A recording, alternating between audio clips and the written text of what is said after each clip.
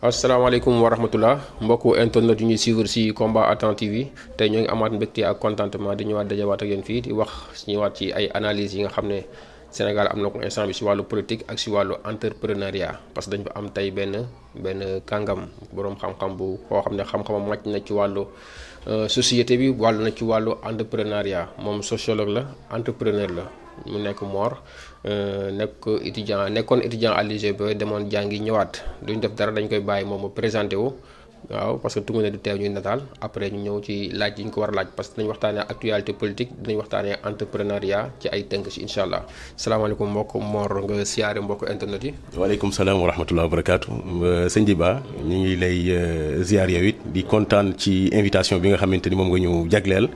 di la ñaanal it li nga xamante ni moom ngeen sumb yàlla teg ci li nga xamante ni mooy loxo ba ngeen mën cee am lu sut seen njort di nuyuwaale téléspectateurs yi nga xamante ni mooy téléspectateur u Attente TV ñu ngi leen di nuyu ñëpp man je m'appelle Mor Gueye je suis donc socio-anthropologue nekk tamit spécialiste donc ci wàllum question politique donc je suis donc au Sénégal maa ngi liggéey it ci lu jëm ci wàllum entrepreneuriat ci secteur yoo xamante ni yu divers la quoi. ok. dañuy njëkkee ci wàllu politique. nan nga gisee ay évolution récente politique Sénégal. waaw sëñ Djiba parce que boo xoolee li nga xamante ni Sénégal ni mu bindoo bu njëkk ak li nga xamante ni mooy li fi xew léegi ba gis nañ fi li nga xamante mooy changement. on a noté donc une évolution donc sur le plan de la politique. ba évolution boobu noonu changement boobu noonu révolution boobu noonu moo tax ba tey ay jeunes yu bëri yoo xamante ni xëy na démb bëgguñu woon li nga xamante ni mooy politique ñu bëgg ko tey. parce que bu njëkk politique presque mag ñi lañ ko daan jagleel. mais gis nañ nag beneen touche boo xamante dafa am ak beneen génération boo xamante dañoo ñëw mu nekk ay jeunes yoo xamante ni dañoo am dañoo porté li nga xamante ni mooy benn projet muy projet de société nit ñi commencé di ci identifier wu. xam nga mbir yi man damay wax ni à chaque fois bu ñuy wax en question de politique il faut qu'on parle de question d'identification. Il faut que les gens en fait s'identifient. C'est au travers cette identification-là que les gens en fait vont épouser ce que vous avez apporté, ce que vous leur avez amené. Donc tamit loolu mooy permettre ba réussite mën a am ci li nga xamante mooy projet. yow mii def nga li nga xamante mooy sur la sociologie du développement si je ne m'abuse. Donc à chaque fois foofu dañ lay wax ni la il faut qu'il y ait donc une démarche participative. Et modèle bi nga xamante ni mooy modèle nouvelle politique bi c'est un modèle en fait qui est participatif qui est inclusive boo xamante ni exclure kenn ci société bi. loolu tax nag changement yu bëri daal di am ci sphère politique bi am ci arène bi nga xamante ni mooy arène politique bi. donc loolu li nga xamante ni ñoo gën a indi na mooy surtout donc la frange donc qui est au pouvoir mooy le parti au pouvoir ngay Pastef surtout son évolution bu ñu xoolee avec son leader avec le charisme donc qu'il a avec le leadership donc qu'il incarne loolu moo def li nga xamante moo fasciné nit ñi. ba mu am benn pouvoir benn capital de sympathie boo xamante ni bu rëy la muy capital social boo xamante ni bu rëy am na ko ci li nga xamante ni mooy jeunesse bi maanaam jeunesse bi di identifié wu ci moom di gis seen bopp ci moom looloo tax ba jeunesse bi épouser li nga xamante ni moom la indi loolu nag bi mu ñëwee ci li nga xamante ni mooy sphère politique bi dafa indi benn chamboulement benn bouleversement bu ngand la indi ci li nga xamante ni mooy sphère politique bi parce que bu njëkk politique ni ñu ko xamee woon mooy ay mag ñoo ko daan def kenn koo xamante ni mooy chef de parti politique moo daan diriger mooy financer mooy def lépp mais nag ñu noté koo xam ne dafa ñëw jaay li nga xamante ni mooy nit ñi ay mbiram muy jaay nit ñi li nga xamante mooy benn projet boobu nag li nga xamante ni moo tax nit ñi gën koo épouser mooy parcours am ci boppam ak discours am. donc gars yi dañoo gis parcours bi ak discours bi ñu nekk ci temps boo xamante ni temps d'éveil de conscience la ñu nekk ci époque boo xamante ni c'est une période en fait de mondialisation où il y a ce qu'on appelle une interconnexion ba nga xamante ni presque lépp dañoo lié wu. ba loolu nag moo indi benn éveil de conscience. moo indi éveil de conscience des masses. moo tax nit ñi li nga xamante ni moom la seen bàyyi nekkoon.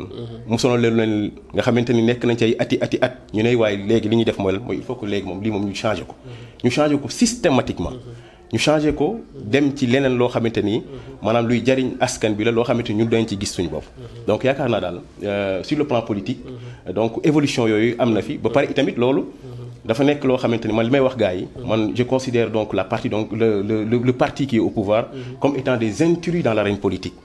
intrus lañ ci naka parce que gars yi ils ne s'y attendaient pas. c'est-à-dire que les autres partis politiques surtout donc ceux qui étaient au pouvoir donc avant l'avènement de ce parti-là. Donc il est minimisé. il est minimisé dañ leen a minimisé woon. considéré wuñu leen woon te gëmuñu woon itamit maanaam aura bi nga xamante ni moom lañ am ak pouvoir bi nga xamante ni moom lañ am tey dinañ ko amee. donc est-ce que lu minimisé bi ñu leen minimisé woon moo waral tey moo bett gars yi tey ba tax affaire bi jaaxal leen. ba tey mënuñu nangu ba am na ñoom ba tey mënuñu nangu ki nga xam ne mooy leaderu Pastef. nekk tey di doxal yëf yi. waaw xam nga politique ni ñu ko daan defee xam nga bu njëkk politique bi ñu daan def mooy politique boo xamante ni xaalis la. xam nga ñun Sénégal li ñu gëmoon mooy nous man li may wax nous on a une société du paraître et de l'être. On est dans une société du paraître et de l'être. Société du paraître et de l'être kooku tes intérêts crypto personnels moom ngay jiital à chaque fois. Et non pas donc les intérêts généraux. C'est-à-dire que toi pour être il va falloir que tu aies quelque chose. Parce que ñun suñu configuration socio-culturelle donc noonu la demee parce que on a des familles qui sont élargies qui sont des familles qui sont vastes. yaa ngi dégg configuration boobu nag dafa am benn pouvoir coercitif boo xam ne daf koy def ci ñun. ba yenn saa yi même boo nekkee ci fenn da ngay bëgg a fës. parce que li nga xamante ni mooy concurrence daf ci am jalousie mën nay am. donc jalousie boobu nag mu lay pousser à ce que à chaque fois yow nga bëgg a dépasser yow sa say capacité bëgg a fës bëgg a nekk. donc bëgg a nekk googu nag yenn saa yi nag da lay yóbbu ci ay def yoo xamante ne ay transgression lañ koy tuddee. yaa ngi dégg donc sur le plan politique nag gars yu bëri donc. ñëw gi nga xamante ni moom la Pastef ñëw daf leen a bett gi mu leen bett nag loolu dafa indi jalousie ci ñoom jalousie googu nag moo indi tey li nga xamante ni mooy presque une haine la je ne sais pas comment le qualifier donc. ci haine boobu sax la ñuy continuer. di wax ba tey est-ce que maanaam tension politique bi nga xam ne am na ban impact lay am ci tissu social. non tension politique surtout tension politique préélectorale parce que pour le moment là en ce moment-ci là je ne vois plus donc de tension politique parce que je pense que la situation donc elle est stable. La situation donc elle était en fait délétère donc avant l'avènement donc de ce parti donc au pouvoir. C'était en fait au temps de Macky Sall qu'il n'y avait pas donc de paix, qu'il n'y avait pas de stabilité parce que Macky Sall voulait donc s'accroupir au pouvoir. C'est la cause pour laquelle donc il ne voulait pas que l'on parle en fait de successeur ou de je ne sais quoi ou d'un candidat donc de Pastef qui serait donc à même de diriger donc le pays. Donc moo tax moom yooyu yëpp daf ko éliminer woon. yaa ngi dégg donc moo tax nag bi loolu lépp amee nga xamante ni ténacité ki nga xamante ni mooy leaderu Pastef moom moo tax ba lii lépp am. parce que man may wax à chaque fois leader ci boppam il doit être une personne qui est tenace. Il faut quand en fait vous avez des ambitions quand vous avez des objectifs il faut faire tout pour que ces objectifs soient atteints parce que les objectifs sont faits pour être atteints et non pas en fait se verser donc dans l'idéalisme. xam nga idéalisme moom c'est quelque chose auquel on tend vers. Alors que pour ce qui est donc du réalisme et du pragmatisme donc kooku mooy permettre que nga am benn confiance en soi-même nga am itamit benn ténacité benn capacité de résilience boobu nga xamante ni moom la leader bi nga xamante ni mooy Ousmane Sonko amoon tey moo tax ba lii lépp ñuy wax mu mën a en tout cas parce que loolu bu amul woon wax dëgg yàlla gars yi faagaagal nañ ko parce que ñaata ci ay nit ñoo xamante ne ay leader politique lañu woon gars yi dañ leen a faagaagal soit ci économiquement ñu xaw leen a financer wala def leen dara jënd leen donc ki nga xamante ni nag dafa am ay gëm-gëm yoo xam ne daf ko gëm bëgg li nga xamante ni mooy réewam am patriotisme ci boppam kooku wax dëgg yàlla moo mën a dévier yenn obstacles yi nga xamante ni pour nga dévier ko c'est tout un problème voilà. yow nga xam ne nekkoon nga koo xam ne yaa ngi woon fële ca bitim réew. ci diaspora bi. tey jii ban place la diaspora bi occupé ci niveau politique ak Sénégal. non xam nga diaspora bi. ci changement bii nga xamante ni moom la ñu wax diaspora bi daf ci joué. La diaspora il a considérablement joué donc au changement structurel donc au Sénégal. Pour ce qui est donc de la politique. Et on a besoin de main-d'œuvre. yow ñaata ñooy wàcc. ñaata ñooy wàcc ci marché de l'emploi bi par année. Combien de milliers de jeunes. ñooy def seeni formation ba pare. wala ñooy dem université ba pare bu ñu paree wàcc ci marché de l'emploi mais duñu am liggéey. mais booy ñemewuñ tool yi de. non pas que booy yi parce que xam nga mbir yi dama ne la chaîne la. booy yi maanaam ñun bu ñu bayee. ba pare mbir yi dañ koy transformer. maanaam on parle maintenant d'industrialisation. On parle de transformation. On peut transformer les fruits et les légumes on peut les transformer. yaa ngi dégg. léegi transformation boobu noonu day indi li nga xamante mooy une industrialisation léegi jeunes yu bëree bëri mën nañ dem ci li nga xamante mooy industrie yooyu noonu donc le fait que ñu def loolu rek loolu danañu permettre ba secteur yu bëree bëri yoo xamante ni xëy na amoon na gap ñu mën ko fat est-ce que yaa ngi may dégg loolu nag créer li nga xamante ni mooy emploi loolu mooy créer li nga xamante ni mooy emploi ci dëkk mais bu fekkee ne loolu amul dana jafe trop quoi. Voilà parce que secteur agriculture moom wax dëgg yàlla secteur boo xamante ni bu am solo la. Parce que ñun ñii ci la ñuy liggéey depuis 2019 donc te yaakaar naa tamit jeunes yëpp mën nañ cee kii parce que mbir yi nekkul que ni maanaam da ngaa jàng kese. da ngay donc parce que en fait nous sommes de la diaspora. Et quand vous savez donc les réalités qui sont là-bas ne sont pas du tout pareilles à celles qui sont ici. xam nga loolu la. yow ñoo see place diaspora bi ci politique actuelle bi. non place diaspora bi mooy li ma la wax rek. mooy li ma ne la diaspora bi ci boppam dañoo joué lu rëy ci évolution Sénégal. ci politique gu Sénégal. maanaam diaspora boobu. nga xamante ni li ñu am. maanaam xam nga diaspora bi waruñu leen a fàtte. on a des jeunes qui sont là-bas. on a des ingénieurs qui sont là-bas. on a des génies civils qui sont là-bas des génies mécaniques. des ingénieurs en génie je sais pas quoi automobile et autres. Donc on a tellement une ressource humaine de qualité qui est à l'étranger. Je pense que donc on doit repenser donc à ci politique nu ñu koy waxee sax sama mbokk diaspora bi. war nañoo ci politique yi nga xamante ni moom la ñuy def. war nañ leen di gën a bàyyiwaale li nga xamante ni mooy xel. war na leen di gën a bàyyi xel ndax lan ndax ñooñu waruñu leen a bàyyi li nga xamante mooy à l'étranger war leen bàyyi leen extérieur parce que loolu c'est une perte. yan jafe-jafe la ñuy faral di rencontrer foofu noonu. ba jafe-jafe yu jëm ci wàllum. pour les immigrés ou tu me parles de. li nga xam ne maanaam état bi tey war na leen si mën a jàppale. xam nga man li may wax. man jafe-jafe du foofu de. man on part pour revenir et parce que par exemple moi je suis un jeune chercheur. Donc en tant que chercheur. Quand on part. C'est pourquoi.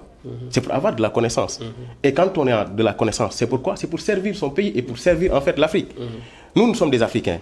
Nous sommes des panafricains. Nous avons des connaissances et ces connaissances-là on devrait d'abord en premier lieu donc y servir donc notre pays. Je pense que loolu mooy li nga xamante ni mooy li njëkk ci. maanaam ñun suñu devoir. te yaakaar naa nag loolu dañu ko xaw a pêché ñun diaspora bi ci boppam. naka lañ ko pêché. parce que on n'avait pas donc d'interlocuteurs yoo xamante ni xëy na dañu permettre ba yi nga xamante ni moom lañ am ci ay compétences ñu mën koo jëmmal fii. Parce que loolu il faut nga am interlocuteur boo xamante ni bu fiable la. Il y avait donc une méfiance et une défiance par rapport donc aux autorités qui étaient là. looloo taxoon ba ngay gis fële ne man am naa ay xarit yoo xamante ni c'est des génies informatiques qui sont là-bas. Et qui ne veulent pas revenir au Sénégal. Mais loolu lan la cheikh bi loolu ay perte la. perte énorme la pour ñun. Imaginez nga am ay docteurs. yoo xamante c'est des docteurs de la wax. Ils ont soutenu leur thèse depuis plus de 5 ans voire 6 ans même et qui refusent de venir au Sénégal. Mais loolu est-ce que du manque de patriotisme tamit. Non xam nga du manque de patriotisme mënu ma ko wax noonu parce que dëkk bi moo bindee woon neen. xam nga Sénégal da nga fi ñëw. On a des ministres en fait qui n'avaient même pas donc la licence qui n'avaient même pas le bac. Donc imaginez ki nga xamante ni il a tous les diplômes. def na bac plus 15 sax bu la neexee mën nga ko wax. diplôme sur diplôme te boo nekk à l'étranger tu sais que c'est tellement difficile.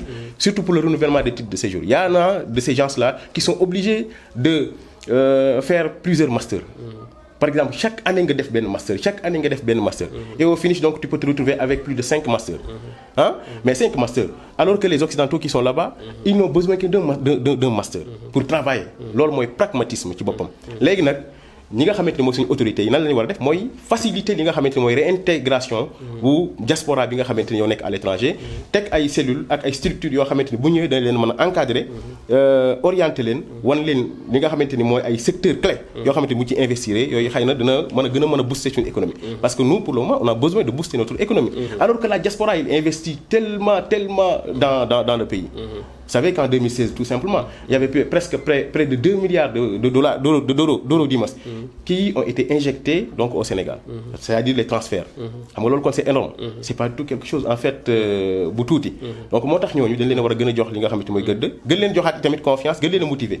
te loolu yaakaar naa suñu ministère bi nga xamante ni moo yor loolu. dina ci gën a jox ay jéego. bu ko defee tamit voilà. kon loolu gëm naa ne état bi dina ci bàyyi xel. parce que gis nañ ne ñoom am na diaspora bi am na liggéey bu am solo bu ñu doon liggéey. des fois sax daan nañu woo seen rakk yi seen yaay yi seen tante yi di leen ñaax pour ñu gën a jàpp projet bi pour ñu dem voter ji. soutenir li nga xam ne mooy projet Pastef bi. kon tey bu ñu demee ba projet bi réussir. gëm naa ne li fi amoon dootu fi amaat. kon ñoom peut-être état bi dañ leen ubbil ay buntu. bu ko defee ñoom ñu mën a ñibbisi xam-xam bi nga xam ne am nañ ko. ñu ñëw jëriñ ko seen dëkk. voilà loolu mooy problème bi. loolu la ñuy ñaan yàlla aussi. comme yow yaa ngi yëngu ci wàllu entrepreneuriat. gis nañu démb récemment le président Bassirou Diomaye Faye. wax na ci politique publique yi nga xam ne mooy yu mel ni ay ANPEJ ay DER. war nañ ko xoolaat pour jeunes yi mën a am liggéey.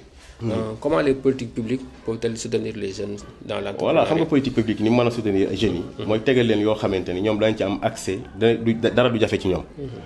xam nga bu njëkk c'est-à-dire que ni ñu doon doxale maanaam doxaleenu presque yaa ma neex moo doon am. mooy tax ba yow par exemple yow mën nga am sa benn projet. boo ñëwee nga ko yóbboon ba déwén dañ lay tegal ay kii yoo xamante charte yoo xam ne da nga mujj teg ko fa. mais saa waay lii moom bàyyi ko fa lii mënuma koo kii quoi. donc il faut que maanaam mbir yi ñu yombalal ko ñi nga xamante mooy jeunes yi. jeunes entrepreneurs yi jeune boo xamante ni da nga bëgg a def dara. ñu encadré la. boo xuma nag ñu financé la ba pare nag bàyyi la mais nañ la encadré i tamit. maanaam bu ñu la financé ñu encadré la boo amee lan loo xamante ni lu spécifique la nga wane ko. mu nekk projet boo xamante ni bu baax la. projet boo xamante ni c'est un projet en fait qui est faisable. parce que faisabilité projet yi il faut que ñu xool ko. bu ñu xoolee projet bi xool que ni projet bi c'est réalisable c'est faisable. mën nañ la appuyer soutenir la tegal la ay chartes yoo xamante ni maanaam du jafe du compliqué. bu ko defee nga mën a doxal li nga xamante ni moom nga bëgg a doxal. parce que réew looloo koy doxal. réew du état ci boppam mooy créer l'emploi. c'est le secteur privé qui crée de l'emploi. boo demee Occident ñoo fay créer emploi. boo demee gars yi bu ñu jàngee pare fan lañ jëm. génie mécanique ak génie civil ak fu mu ci mën a doon boo jàngee pare tu ne pars pas travailler dans l'état parce que état ñi mu soxla moom minimum la soxla ñoo xamante ni ñu koy jàppale ci administration kese la soxla. entrepreneur moom mooy doxal dëkk moom. mooy doxal dëkk voilà lépp luy dox ci dëkk ñoo koy doxal diaspora bi am nañu ci am xaalis mais xamuñu fu ñu war a def. am nga xaalis te xamoo fan nga war a def. donc kan moo la war a encadrer pour nga war a def pour kan moo la war a faciliter pour nga mën a def fenn leen. état bi moo la mën a faciliter. ak ñi nga xamante ni xëy na ñoom ils sont de la diaspora et qui sont ici. ñu mën la itamit orienter jox la piste nga xamante ni ñoom xëy na ay source de réussite la ñuy doon. source d'exemple la ñuy doon. bu ko defee yow it nga mën a jëm ci ñoom am fit. parce que bu njëkk nit ñi dañoo amuloon fit. on n'avait pas de ce courage là. amuñu courage. maanaam man am naa sama benn xarit. boo xamante ni c'était en 2017. Et maintenant, je pense qu'il a donc sa thèse. En 2017, il était en thèse. Et il m'avait dit que moom ñëw Sénégal gii. maanaam ñu koy fay ay 500000 mu toog foofu noonu. di plonge maanaam raxas bool ñu koy fay ay ba mu am 1 million. nee na moo ko gënal lool. mais imaginez loolu kon loolu c'est une perte. voilà. léegi gis nañ tey ñi ngi yëngu ci wàllu entrepreneuriat. gars yi ku ñëw mi ngi jëm investir. mais tey ban secteur nga gis ne moo gën a maanaam am solo. par rapport pour investir pour la croissance au Sénégal. xam nga pour la croissance. xam nga bu ñuy investir. man damay wax loo xamante ni chaîne lay doon quoi. yaa ngi dégg surtout comme le nouveau gouvernement il nous parle en fait d'industrialisation. nous on a de la chance. chance bi ñu am mooy lan. mooy chance am àll boo xamante ni bu yaatu la. moi je travaille dans l'agriculture. moi je travaille dans l'agriculture depuis 2019 je travaille dans l'agriculture. maa ngi ci ñaay bi. donc je suis aussi sa zone boobu noonu firlo bi ci Waalo. donc je travaille là-bas quoi waaw ñaay bi gis nga mi ko voilà. donc on travaille quoi dans l'agriculture. donc secteur yooyu ci la ñuy liggéey. léegi nag li may wax mooy leen. mooy xam nga secteur boobu bu ñu la jàppalee. maanaam bu ñu la jàppalee ci secteur boobu ba nga mën cee liggéey parce que secteur bi may wax nii mooy secteur bi mën a jàppale bi ma jàpp ni bu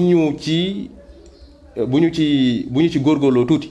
maanaam suñu croissance économique. ci ay années yu gàtt dina romb fépp dina romb loo xamante ñun xalaatuñ ko woon. muy agriculture. parce que boo demee di bay non seulement mën nga am xaalis. mais yow da ngay créer emploi. et on a besoin de main d'œuvre. yow ñaata ñooy wàcc. ñaata ñooy wàcc ci marché de l'emploi bi par année. combien de milliers de jeunes. ñooy def seeni formation ba pare. wala ñooy dem université ba pare bu ñu paree wàcc ci marché de l'emploi mais duñu am liggéey.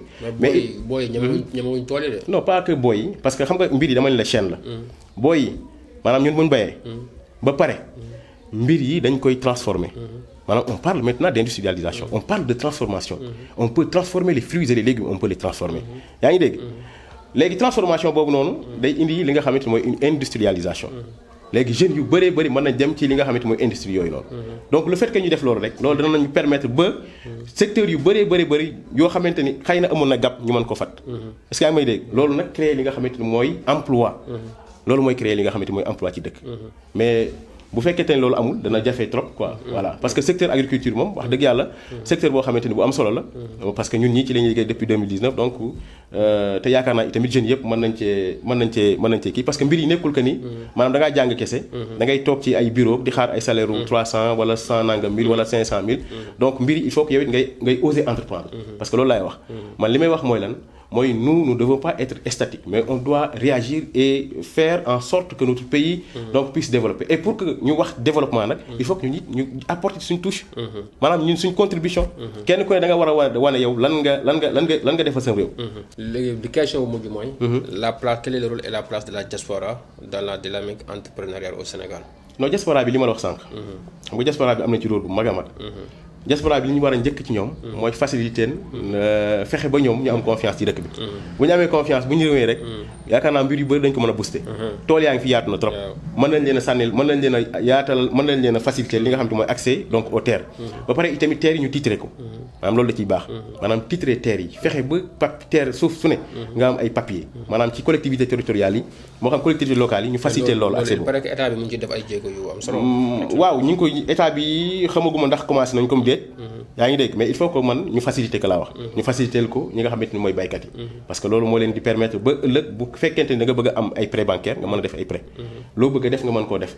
parce que suuf bu fekkente ni amul papier parce que kooku dara la mën na am ay litige mën na am ay xëccoo yoo xamante ni yu dul jeex la. donc le fait que nga am loolu rek garantie la. maanaam garantie la tey source de motivation la. ba pare itamit dana jox yeneen bailleurs yi ñu am confiance ci yow. dana jox képp koo xamante ni daf la bëgg a financer mu participer ci li nga xamante ni mooy sa liggéey. donc loolu la moo tax diaspora bi man li may wax mooy dama leen di invité. moo xam képp kenn ci ñoom. secteur yi bëri na yi nga xamante ni mën nañ cee investir. surtout domaine bi nga xamante ni man ci laa nekk muy agriculture. foofu lu la neex mën nga ci domaine bu ne c'est agriculture parce que ay pàcc la. yaa ngi dégg mën ngay dem ci culture bi bay lii kii bay lee kii bay lee. donc yaakaar naa bu fekkee xaalis taxaw na rek. moom mbir yi mën na yomb quoi. ci des nag mooy accompagnement kese quoi. voilà ku li des mooy accompagnement ñu ngi ñaan yàlla aussi accompagnement boobu nekk li nga xam ne day yomb.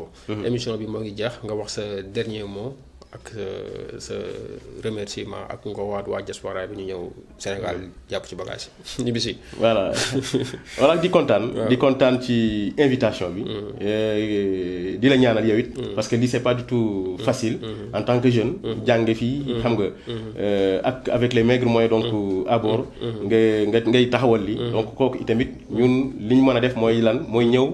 jàpp ci li nga xamante ni mooy liggéey bi. te jàpp ci mooy ñëw wax li nga xamante ni mooy suñu xalaat.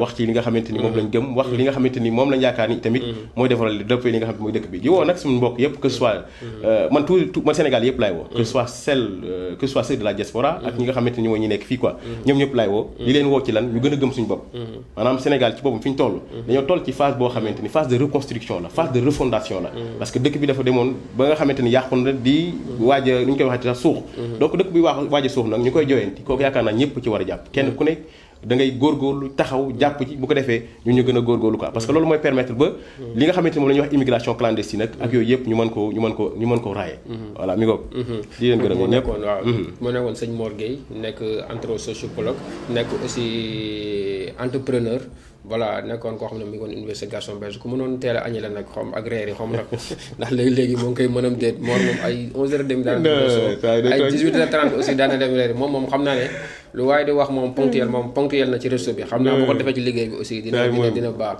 waaw ñu amoon contentement ak mbégte donc recevoir mu leeral xam-xam bi wax na ci wàllu politique évolution politique Sénégal ak ci wàllu entrepreneuriat woo aussi waa diaspora bi yëpp ñu ñëw wax atuñu état bi mu yombal gars yi pour bu ko defee affaire yi gën a saawan baawoon jeunes yi am liggéey ci wàllu industrialisation bi ak affaire yooyu noonu mu nekkoon koo xam ne ku ñu jox cër la aussi ku rafetlu xam-xamam la mu nekk ku baax aussi ku nangoo liggéey moom daal ponctuel ci wàllu restaurant ak wàllu añ beeg reer bi moo xaw a nekk problème am mais ñu leen jox dig dajee di leen ñaanal yàlla ci beneen émission ak ci beneen numéro di leen wax ngeen continuer di abonné suñu chaîne bi di Combat à Temps TV salaamaaleykum wa rahmatullah.